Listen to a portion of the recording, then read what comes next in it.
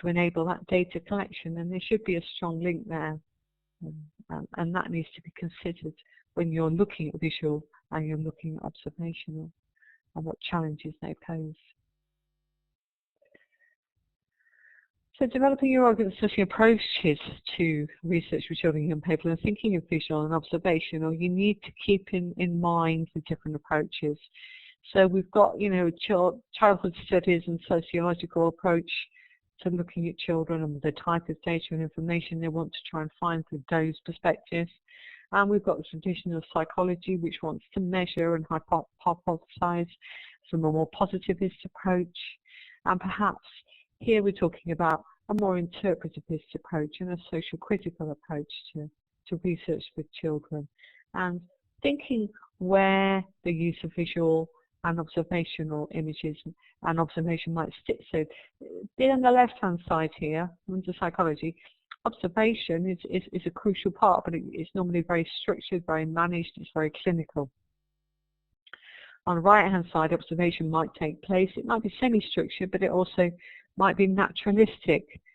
So there again, what we're saying is that observation and visual methods is not only going to be defined perhaps by the type of approach, positivist, interpretivist, but also about the context in which that research sits.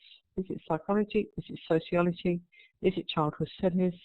And that is going to have an impact on how visual and observational methods are used and what challenges both of those perspectives might have in using those to collect data. Okay, I think we've covered that. So the aims of the session today were really to interpret the question, were to identify relevant content. And now I think you've interpreted the question well. I think you've had a really good discussion on visual and observational, on comparing, contrasting, on how to cope with this principle and the question of challenges, which, you know, what are the challenges you each use and how that's developed to particular arguments for each. So I think that's really important, and I think that's something that is quite challenging in itself and quite difficult to do. So I think you've done really, really well as establishing that. I think using examples and resources, you've had a good discussion on the whiteboard, but I know you're at the beginning of the journey, and I really realise, you know, that, you know, some of you need to sort of go away and have a sort of more thorough read. But I hope it's been helpful for some of you to sort of identify how others are approaching it and what they're doing. Defining visual and observational. I think you've done really well on that and have got a clear idea of what they are. And I think you're now beginning to establish how you can make links to discussing each in relation to theoretical approaches, into research approaches such as interpretivism. And you seem quite confident in using sort of concepts and academic language. And that's something that's important to do, I think, really. And I think also, I would say, on reflection back from ETMA 01, I think it's important to make sure that when you use examples and case studies, that you are using quite a detailed examination of what that case study has shown about using visual, about using observational.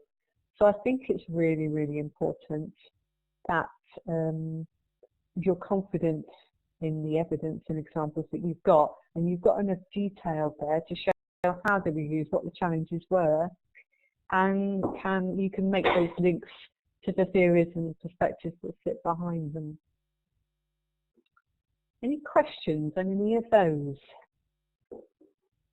Any of those aims of the session? Do we feel that we've all had a relatively good opportunity to discuss and refine our understanding in relation to those different things, particularly the concepts? I think it was really important to have a discussion of what those words mean and their approaches. Do you want to give a tick or a smiley face if you feel you've had the opportunity to do that?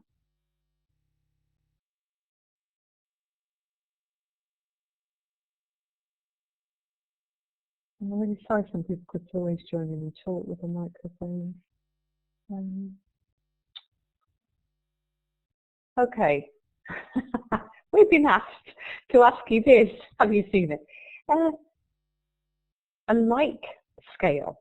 So, OU Live is fun when you get used to it. So, do you agree somewhat? Yeah, brilliant. So just slap anything on it.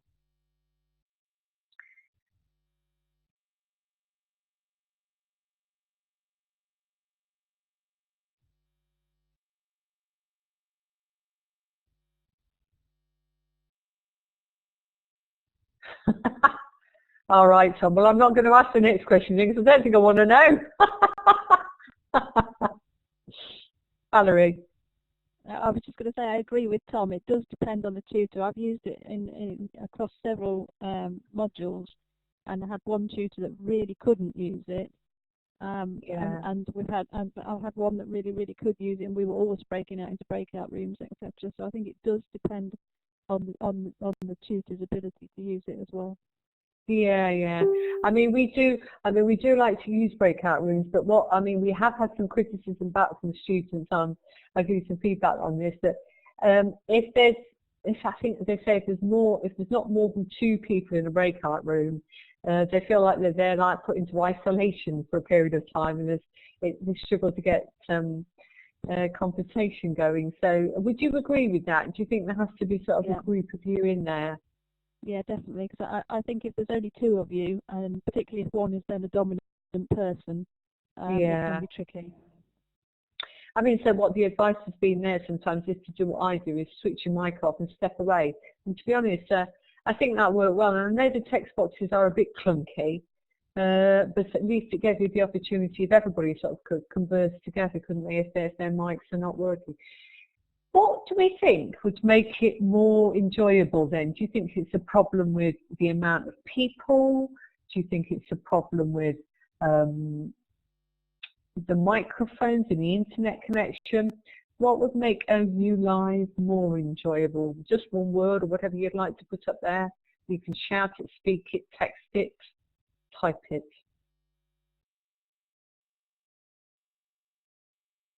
It's funny you should say about the amount of people on, because I mean at the minute there's 4 of us and it seems quite clunky, so I wonder how it would be if there were more of us.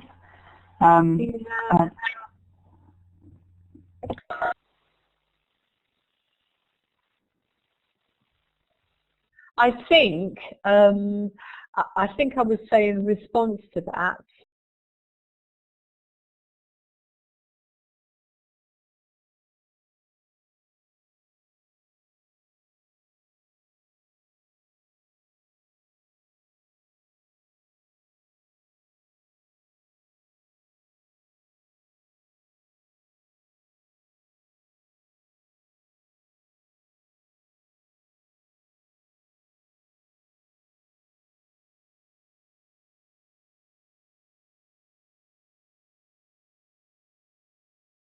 Welcome to the